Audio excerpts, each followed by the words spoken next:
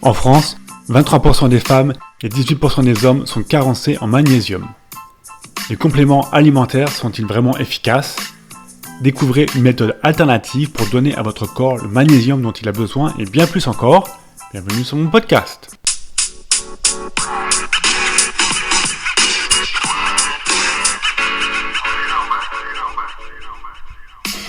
Santé, sport, nutrition, habitudes ancestrales et biohacking. Je m'appelle Laurent Inguenet et cela fait des années que je m'intéresse aux dernières avancées de la science qui nous permettent d'optimiser notre corps et notre esprit.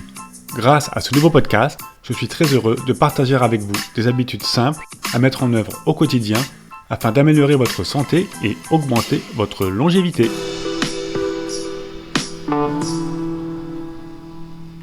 Bonjour les amis. Aujourd'hui, nous allons parler de magnésium. Non, ne partez pas. Je ne vais pas vous rabâcher tout ce que vous savez déjà sur le magnésium. Je vais juste prendre une minute, pas plus, pour vous faire un rappel sur les problèmes que l'on peut rencontrer si l'on est en manque de magnésium. Et je vais utiliser le reste du temps pour vous présenter une façon très originale de fournir ce nutriment essentiel à votre corps. Si vous connaissez mon podcast, vous savez que cela ne dure jamais plus de 10 minutes. Vous avez donc tout le temps de l'écouter en conduisant pour aller au travail ou aller chercher vos enfants à l'école. Entre nous soit dit, par les temps qui courent, c'est beaucoup plus intéressant que d'écouter la radio qui nous abreuve d'une actualité déprimante. Ensuite, si vous souhaitez approfondir, une fois rentré à la maison, je vous invite à vous connecter sur mon site internet www.vivre120ans.com pour consulter les notes du podcast et les liens vers les études. Ah oui, et je voulais aussi vous informer, en complément de ce podcast, je vais publier une vidéo sur ma chaîne YouTube, Santé Longévité. Je vous expliquerai tout sur mon petit secret pour fabriquer une eau dynamisée enrichie en magnésium. Allez, je vais commencer par vous résumer les dangers de la carence en magnésium. Vous êtes fatigué dès le matin, irritable, anxieux, vos paupières tremblent, ou alors les extrémités de vos membres fourmillent, voire sont engourdies. Il y a fort à parier que vous êtes déficitaire en magnésium. Ce sont les symptômes qui apparaissent sur le court terme. Mais sachez que si la carence persiste, vous vous exposez à de plus gros problèmes sur le long terme. Comme par exemple, une augmentation du risque des maladies cardiovasculaires. En effet, on associe le déficit en magnésium à une augmentation de la tension.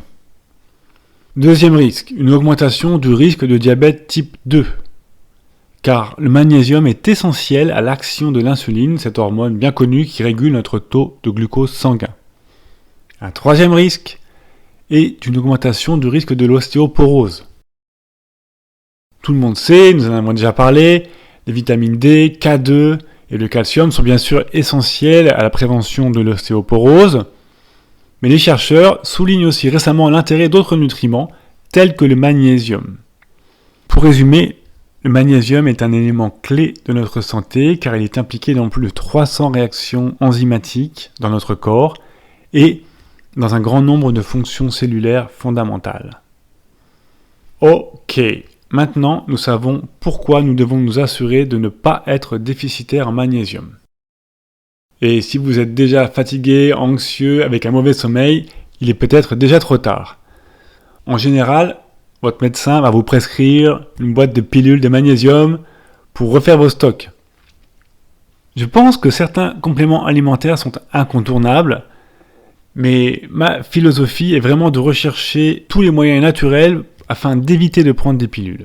Et puis, en ce qui concerne les oligo-éléments, des études récentes ont montré qu'une simple dilution chimique des métaux dans l'eau ne suffit pas à faire de ces métaux de vrais oligo-éléments qui sont assimilables par notre corps.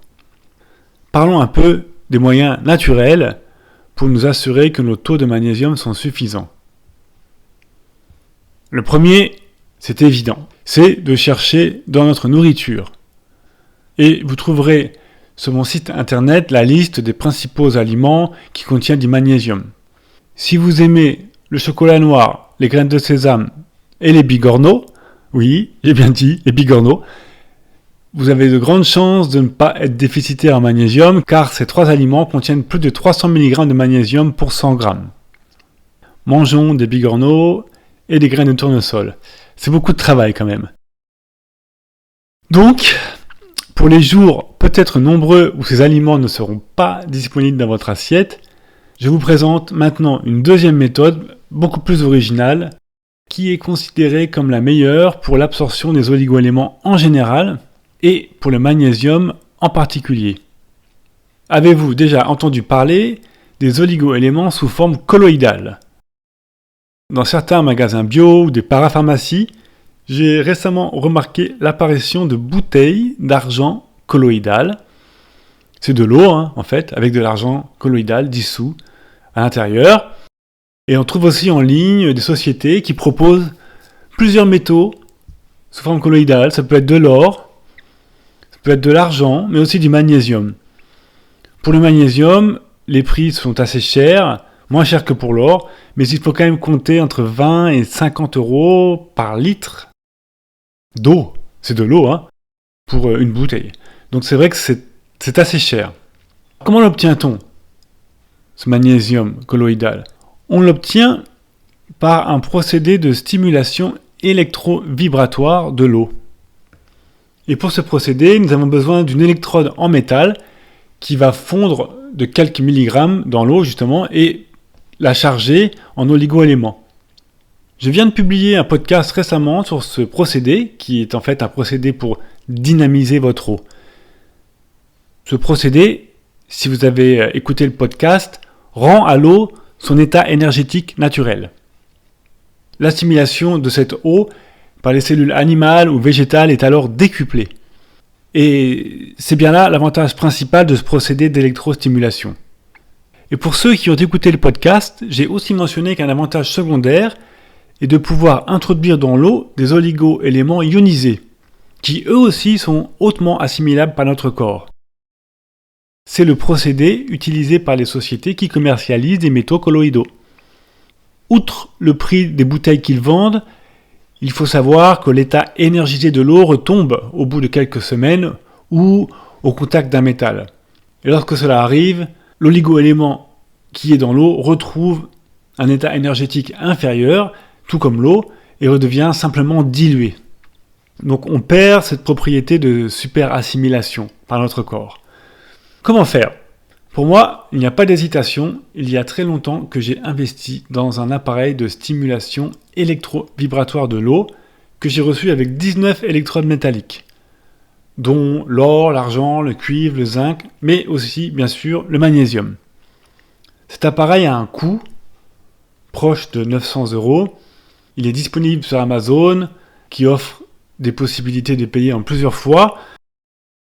Mais bon, il faut savoir qu'il est livré avec 19 petites barres métalliques, y compris de l'or et de l'argent et du cuivre. Donc forcément, le coût de la machine est augmenté par le coût des oligo-éléments.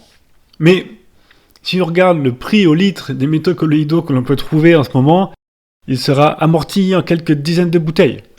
Sans compter les immenses bénéfices que l'on retire à boire de l'eau dynamisée.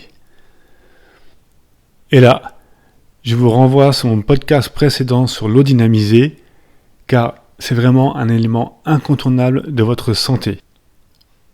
Ma suggestion est que si vous n'avez qu'une seule chose à faire pour votre santé, c'est vraiment de dynamiser l'eau que vous buvez. Et donc par ricochet aussi de profiter des métaux colloïdaux. Pour vous expliquer en détail comment j'ajoute du magnésium colloïdal dans l'eau, je vais mettre en ligne une vidéo sur ma chaîne YouTube Santé Longévité et je vous invite à la consulter pour tout savoir. C'est tout pour aujourd'hui. Vous en savez maintenant un peu plus, je l'espère, sur la meilleure façon de prendre du magnésium de façon colloïdale. Et pour ceux qui souhaitent approfondir, vous trouverez tous les liens vers les études et les vidéos dans les notes du podcast sur mon site internet www.vivre120ans.com. Je vous dis à très bientôt pour un nouveau podcast Santé Longévité. Et d'ici là, portez-vous bien.